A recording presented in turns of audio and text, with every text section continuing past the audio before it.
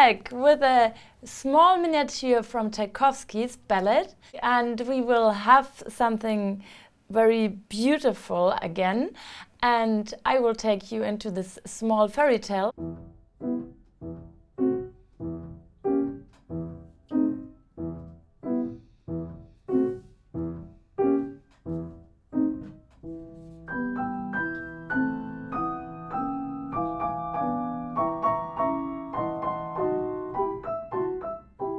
I'm sure you know, even if you don't remember the name, because the name is a little bit difficult in English, it's the dance of the Sugar Plum Fairy. So the little fairy who will dance for us, and we will make this beautiful scenery for her to make it as magical as possible. So I invite you already. When you start, this is 2 measures, just introduction, so try to imagine that you don't know what will happen after this opening the scene.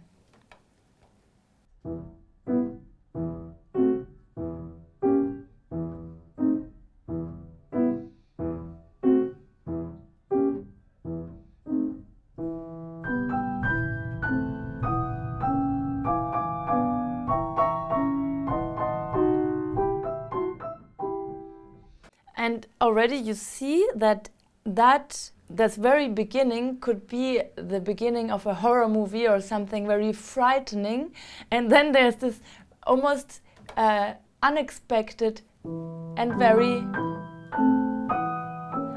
light and shiny, glittery melody or motive of the fairy. And this is already a small contrast. If you want to emphasize this, you can make it like very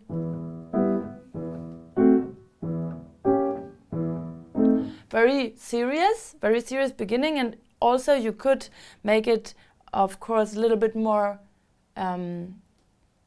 thicker than that.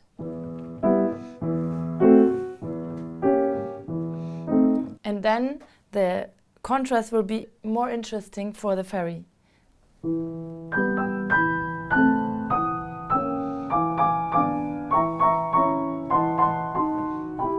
And if the fairy has already eaten a lot of this sugary stuff that she loves, then maybe she's not that tiny anymore and she might be a little bit more heavy.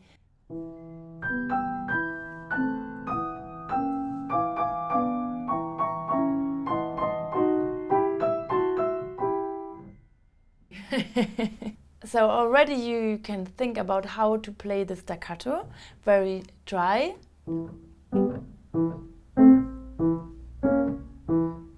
Or do you want to add more pedal?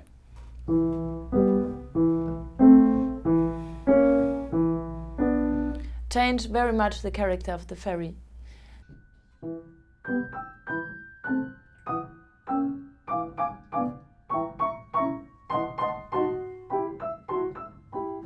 Or a little bit more pedal.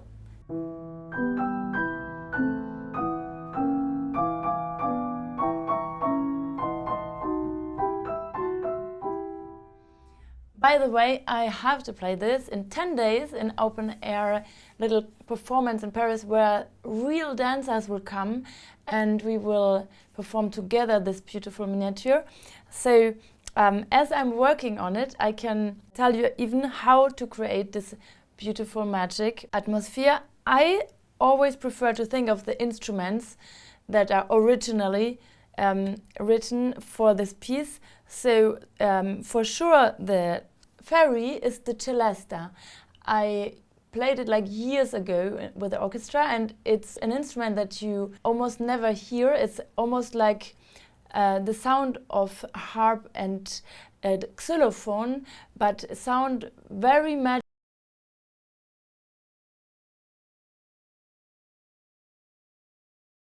Pedal can help also to create similar sound like that.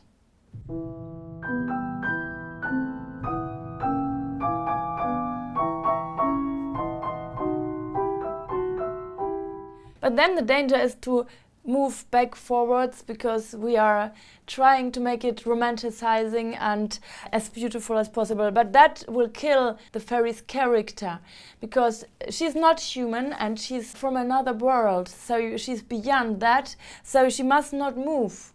I mean, you must not move the music, so it will be.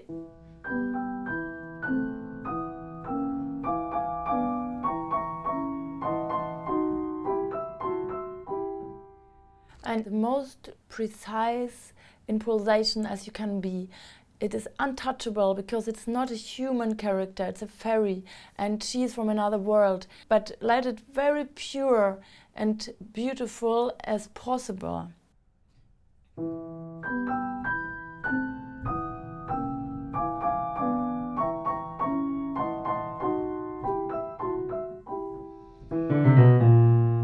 And then you can take some different approach for this because this will be like different instrument. This will be like wind instrument, for example.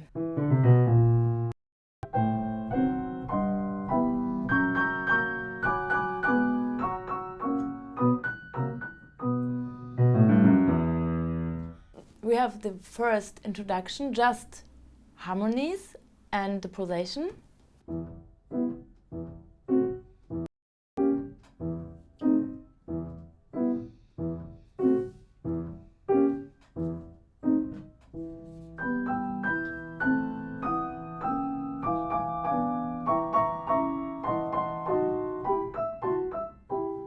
And then already the fairy is flying on or dancing on the scenery, and we must not try to romanticize her motive to make it as crystal clear as possible. And then we have this different instruments.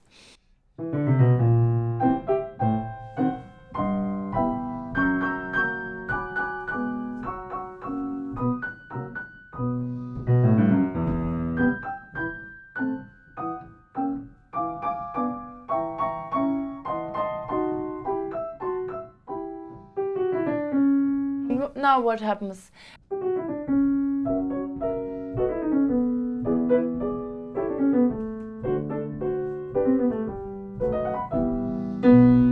I guess in a cartoon this would be when she's slipping from one flower to the other flower and changing the colors of the flowers, something like this. And then the first sforzato is kind of wake-up call, and then something more mysterious is about to arrive.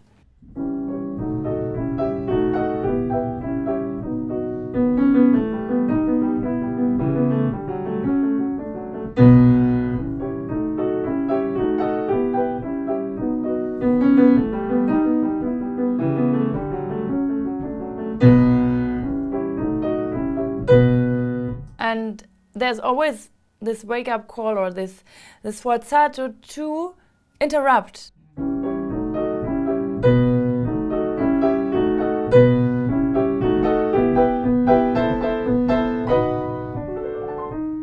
And now comes the most beautiful part of the piece, is this arpeggio. It's about the dancer always turning around, and they must turn around, I guess. I don't know how they do it in the ballet, but they might get dizzy at some point. So this kind of getting dizzy from turning is this.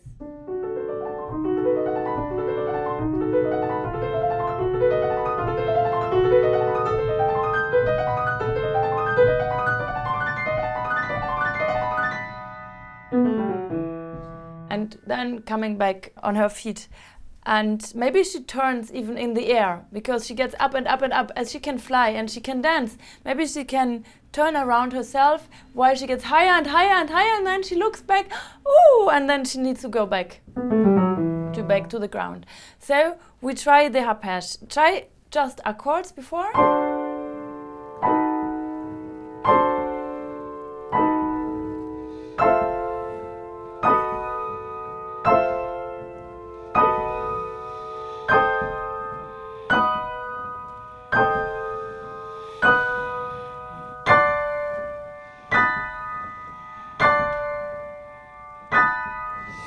Like this, you remember very fast, and then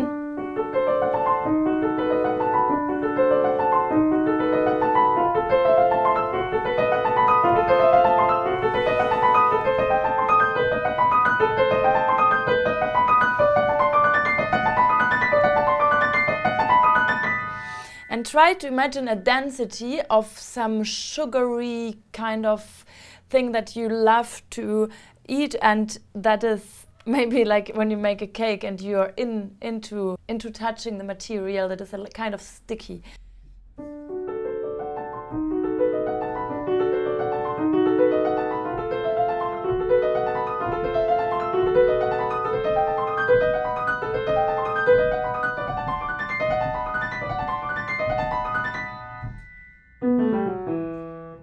And then we need to jump after one part to the next. So I show you once in accords.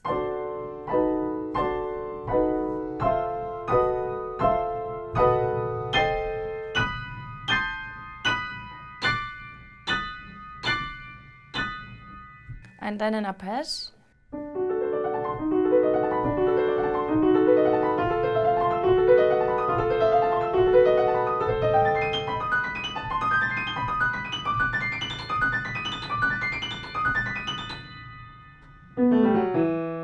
And then you fly back. But you need to go up with, maybe now that you know the way to go up, you can make it a little bit more fairy-like, softer, and play with the sound, and also play with this movement of left and right hand, because they must always be connected, changing to one and another hand.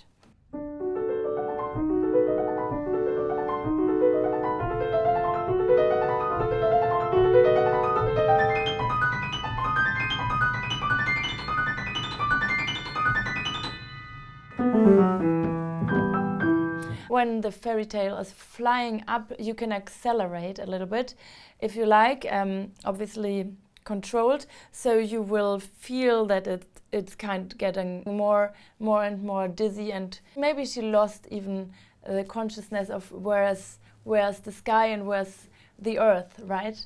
So it's very free moment. And then we are back to the fairy's motif.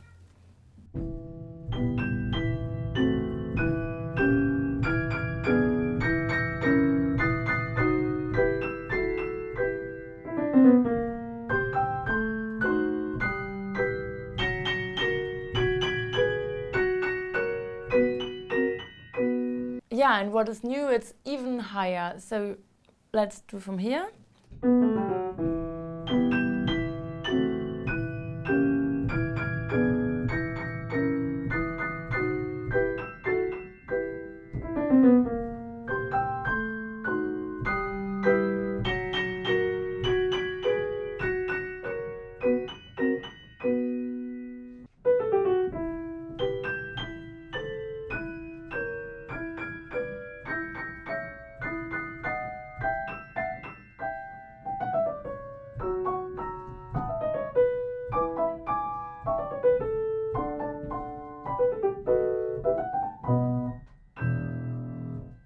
And you can add this accord if you don't want to end in the suspense, because normally it's followed by the next miniature dance, and we want to just play this piece, so you need maybe a real Mi minor accord to end. And also I thought maybe this fairy is like a butterfly, you know, and when you touch it, you destroy it. And as you play the fairy's motif, you must almost imagine that you don't touch it. So it's very, very fragile, and that's maybe the approach how you can play it. And so you can find a new sensibility for yourself in your hands when you try to search for the sound that is so from another world.